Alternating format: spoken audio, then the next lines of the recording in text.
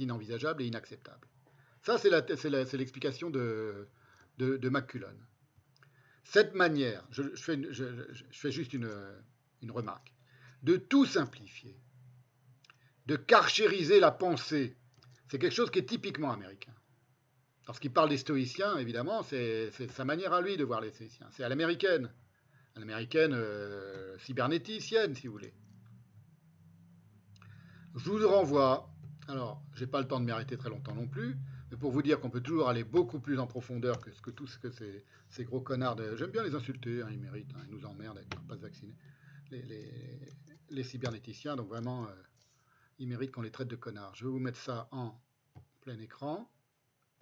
C'est une étude pour vous dire que c'est beaucoup plus complexe, c'est beaucoup plus intéressant en réalité que ce qu'est en train de nous résumer le McCulloch. Mais bon, évidemment, je consacre cette séquence à McCulloch, donc moi je m'arrête sur les définitions de McCulloch, mais c'est pour vous montrer, quand je vous dis que c'est vraiment des connards, c'est une manière de karchériser la pensée.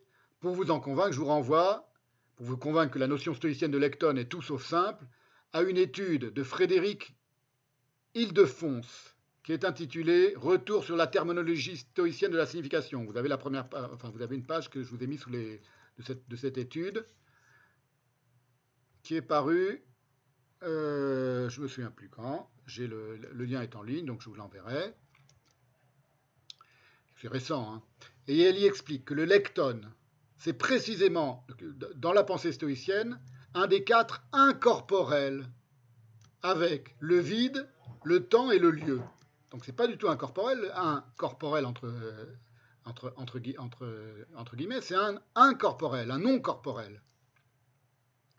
Asomaton en grec, comme le vide, comme le temps et comme le lieu. Dans la définition qu'en donne Sextus Empiricus. Voilà ce qu'écrit Sextus Empiricus, donc traduit par Frédéric Ildefonds. De ces 3 items, donc signifiant et référent, les 3 items de la pensée stoïcienne, 2 sont des corps, somata, c'est-à-dire le son vocal, le mot vocal, le mot parlé, comme disait McCulloch, et le porteur du nom, c'est-à-dire l'objet lui-même, l'objet réel dont on parle. Mais le 3e, le fameux lecton, est incorporel. Ça, c'est Sextus Empiricus, hein, c'est la citation de Sextus Empiricus. Le 3e est incorporel.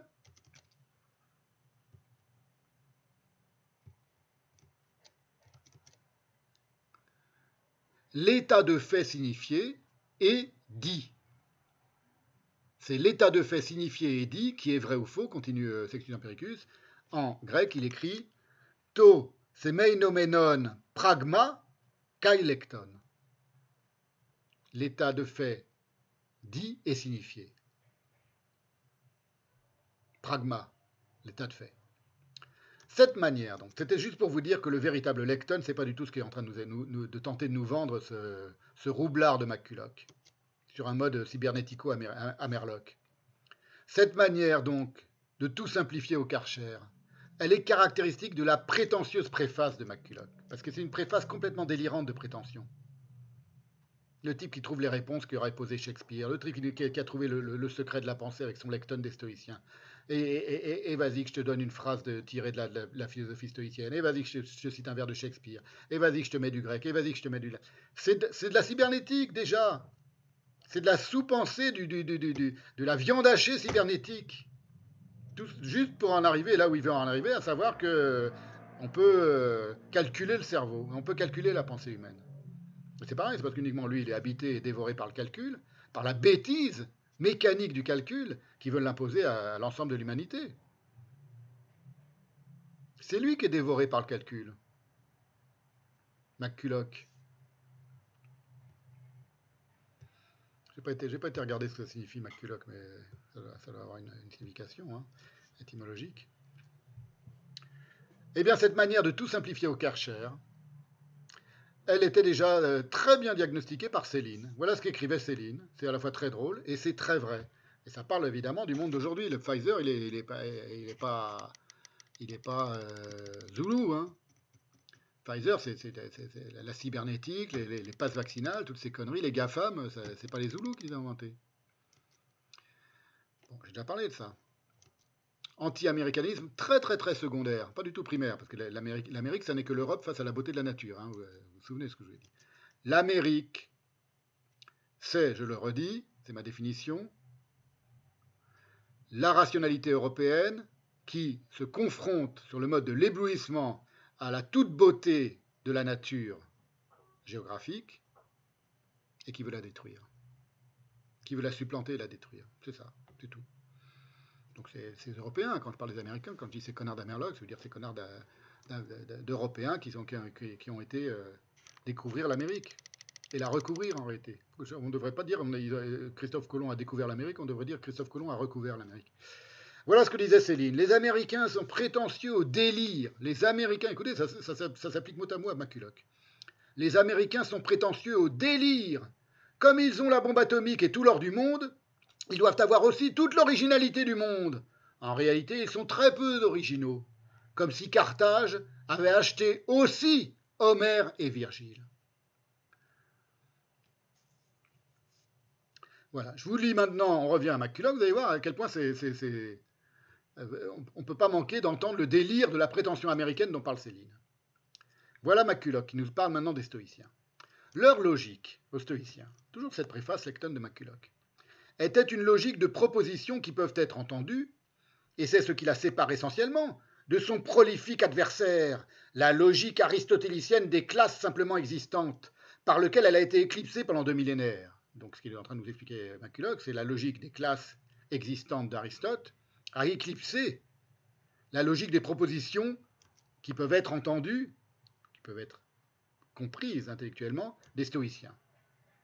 Ce n'est que, c'est pas là que commence le délire, le délire commence maintenant, ce n'est que dans le dernier tiers du siècle précédent que Charles Sanders Peirce s'est attaqué au problème, dépassant Kant et Hegel, out-Kanting Kant, expression typiquement américaine. Il a out-Kanté Kant, il a dépassé, il a surcanté Kant. Je ne sais pas comment on pourrait dire en français.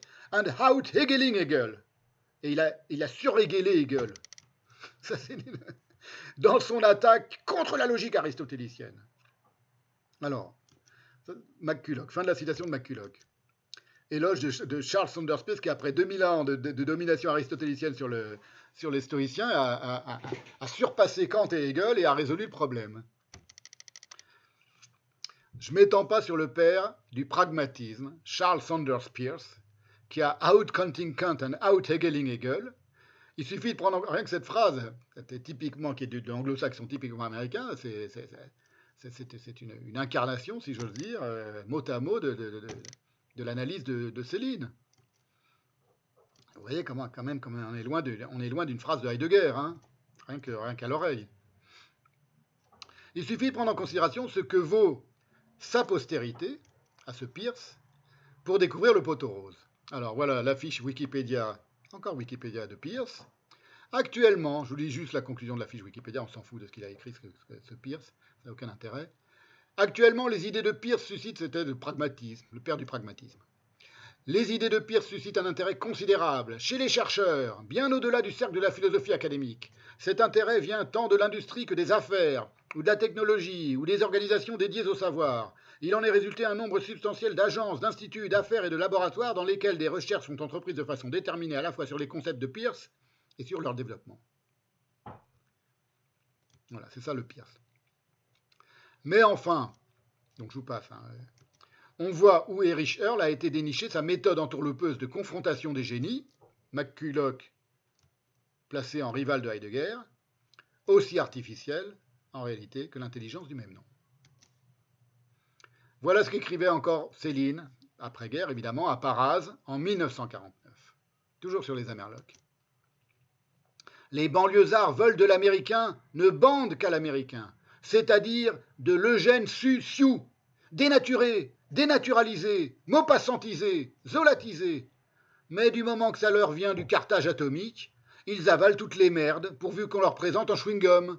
Et quand je pense que n'importe quelles 3 pages de Talmand des Réaux, sont infiniment plus valables et marrantes. Mais les dénaturés, ils savent plus comment faire marcher leur tête. Comme les pieds beaux, les chaussures normales, ils pensent qu'on se fout d'eux. Voilà comment Céline caractérise les Américains, le Carthage atomique. Et voilà McCulloch. On en revient à McCulloch, qui évoque les recherches logiques les plus modernes, lorsqu'il écrit cette préface Lecton, infectées d'incertitudes, dit-il. Les recherches logiques les plus modernes, contrairement à lui qui a découvert le secret de la pensée dans le cerveau, elles sont infectées d'incertitudes.